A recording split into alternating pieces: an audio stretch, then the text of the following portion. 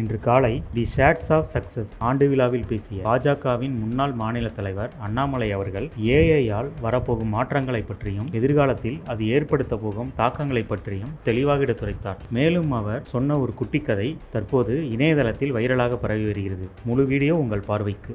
இன்னைக்கு ஏஐ எந்த ஸ்பீட்ல வளருது பாருங்க. இன்னைக்கு ஏஐல இருக்கும். இன்னொரு 3-4 yearsல we'll get into artificial generative intelligence, AGI-க்கு போயிடும். which means computers might have more mind than a human being. அதுல நீங்க இருக்கீங்க. ஸோ அடுத்த ஒரு 4-5 years இந்த கம்பெனிக்கு ஒரு சேலஞ்சிங்கான பீரியட். இங்க இருக்கக்கூடிய லீடர்ஸ் எல்லாம் யாரும் ஃப்ரண்ட்ல இருக்காங்களோ இந்த ஏஐ அவங்க நேவிகேட் பண்ணி அடுத்த கட்டம் அவங்க எடுத்துட்டு போகணும். ஏஐ ப்ரூஃப் பண்ணணும். அவங்க ஏஐனால இந்த பிசினஸ் பாதிக்காம அடுத்த கட்டம் போகணும். இது வந்து பக்காவான ஏஐ சென்சிட்டிவ் செக்டர்ல நீங்க ஒர்க் பண்றீங்க. அப்படி இருக்கும் பொழுது இந்த கம்பெனி என்னை பொறுத்தவரை உங்களுடைய லாயல்ட்டியை இன்னும் எதிர்பார்க்கிறாங்க. they want you to be more loyal to the company. காரணம் ஒரு சேலஞ்சுமே 2016 எவ்ரி சிங்கிள் சேலஞ்ச் ஒரு சேலஞ்சா தாண்டி தான் 2025 இருக்கீங்க. So 2025 onwards you will see more challenges. So எப்பவுமே குரூப்பா இருக்கும்போது சேலஞ்சை ஈஸியா ஃபேஸ் பண்ணிடுறாங்க. அதனால தான் ஒரு விறகை உடைச்சிடலாம், பட் ஒரு பண்டில் ஆஃப் விறகை வச்சிங்கன்னா உடைக்க முடியாது. அதனால எப்பொழுதுமே ஒரு டீமா இந்த கம்பெனிங்கிறது உங்களுடைய குடும்பம், உங்களுக்கு வாழ்க்கை கொடுத்த ஒரு இடம், உங்களுக்கு மரியாதை கொடுத்த ஒரு இடம், உங்க குடும்பத்துக்கு கௌரவம் கொடுத்த ஒரு இடம் அப்படிங்கிற ஞாபகம் உங்களுக்கு இருக்க வேண்டும் என்பது என்னுடைய அன்பான வேண்டுகோள். நீங்களும் வளரணும், கம்பெனியும் வளர்த்தணும். India needs lot of companies. எனக்கு $1 billion ரெவென்யூக்குள்ள நிறைய கம்பெனிகள் போகணும். காரணம் இந்தியாவுடைய வளர்ச்சி உங்களை போன்ற இளைஞர்கள் கையில் இருக்கு. கடைசியா ஒரே ஒரு கதையை சொல்லி முடிச்சுக்கிறேங்க. காரணம் சின்ன குழந்தைங்களுக்கு கதை சொல்றதா கொஞ்சம் ஈஸி தான். ஏன்னா நம்ம பெரிய ஸ்பீச் கொடுத்தோம்னா அவங்களுக்கு போர் அடிச்சு போயிடும். இது அடிக்கடி சைனீஸ் பழைய சைனீஸ் ஸ்டோரிங்க. இது எதுக்கு நான் உங்களுக்கு வாழ்க்கையில ஃபேட்டை பத்தி கர்மாவை பத்தி சொல்ல வேண்டும் என்பதற்காக இந்த கதையை சொல்றேன். 2 விவசாயிகள் இருக்கிறாங்க சைனாவுடைய ஒரு பகுதியில். ஒரு விவசாயிட்ட 2 குதிரை, இன்னொரு விவசாயிட்ட 1 குதிரை. அந்த விவசாயினுடைய 1 குதிரை வச்சிருக்கிற விவசாயி குதிரை ஓடிடுது, காணாம போயிருது.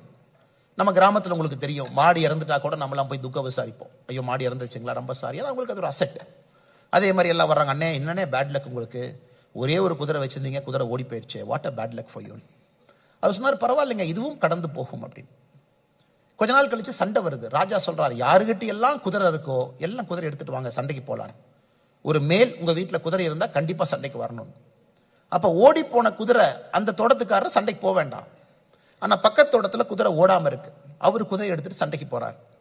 அப்ப எல்லாம் வந்து குதிரை காணாம போனவன்ட்ட சொல்றாங்க, அப்பா எவ்வளவு பெரிய லக்கு, நீங்க இன்னைக்கு சண்டைக்கு போக வேண்டிய அவசியமே இல்லை. உங்க குதிரை ஓடி போனாலும் நீங்க வீட்லயே இருக்கீங்க. ஆனா பக்கத்து தோட்டத்துல பாருங்க, அவர் குதிரை வச்சிருந்தனால இன்னைக்கு போருக்கு போறாரு, என்ன வேணாலும் நடக்கலாம் போர்லையும். அப்பவும் சொல்றாரு இதுவும் கடந்து போகும். அந்த குதிரை வச்சிருக்கிற போருக்கு போறாரு, போர்ல சண்டை போடுறாரு, காலை இழந்து விடுகின்றார். அந்த வாரில் சண்டையில கால் போயிருக்கு. உடனே வீட்டுக்கு வர்றாரு, எல்லாம் அவங்க வீட்டில் போய் சொல்றாங்க, ஐயோ பாருங்க குதிரை ஓடி போயிருந்தா நீங்க தப்பிச்சிருப்பீங்க, குதிரை ஓடாதனாலதான் உங்களுக்கு கால் போச்சு, என்ன ஒரு பேட் லக்குங்கிறாங்க. எதுக்காக இந்த கதையை சொல்றாங்க, இந்த ஃப்ளோவை நீங்க பார்க்கணும். எந்த தோட்டத்தில் அந்த குதிரை ஓடி போச்சோ அந்த குதிரை ஒரு 6 மாசம் கழிச்சு இன்னொரு குதிரையோட தோட்டத்துக்கு வருது, 2 குதிரையா வருது. மறுபடியும் ஊருக்காரங்க வர்றாங்க, ஆனா சூப்பர்னா ஒரு குதிரை ஓடி போச்சு, 2 குதிரை வீட்டுக்கு வந்திருக்கு, சூப்பர் லக்கி நான். அதுக்கு அந்த விவசாயி சொல்றாரு இதுவும் கடந்து போகும். அப்ப அந்த விவசாயினுடைய மகன், சரி நமக்கு தான் 2 குதிரையா வந்துருச்சு, அப்பாட்ட சொல்றாரு, அப்பா அந்த குதிரையில் ஏறி நான் போட்டுமான்னு. அப்பா சொல்றாரு போயிட்டு வாப்பான்னு. ஸோ எந்த குதிரை ஓடி போய் இன்னொரு குதிரையோட வந்துச்சோ அந்த விவசாயி மகன் அந்த குதிரையில திரும்ப ஏறி போறார். கீழே விழுந்து இடுப்பை உடைச்சுக்கிறார். மறுபடியும் கிராமத்துக்காரங்க வர்றாங்க, என்ன பேட் லக் சார், ஓடி போன குதிரை இன்னொரு குதிரையை கொண்டு வந்து அதுல உங்க மகன் போய் இடுப்பு உடைஞ்சு போச்சு. அதுக்கும் அந்த விவசாயி சொல்றாரு இதுவும் கடந்து போகும்.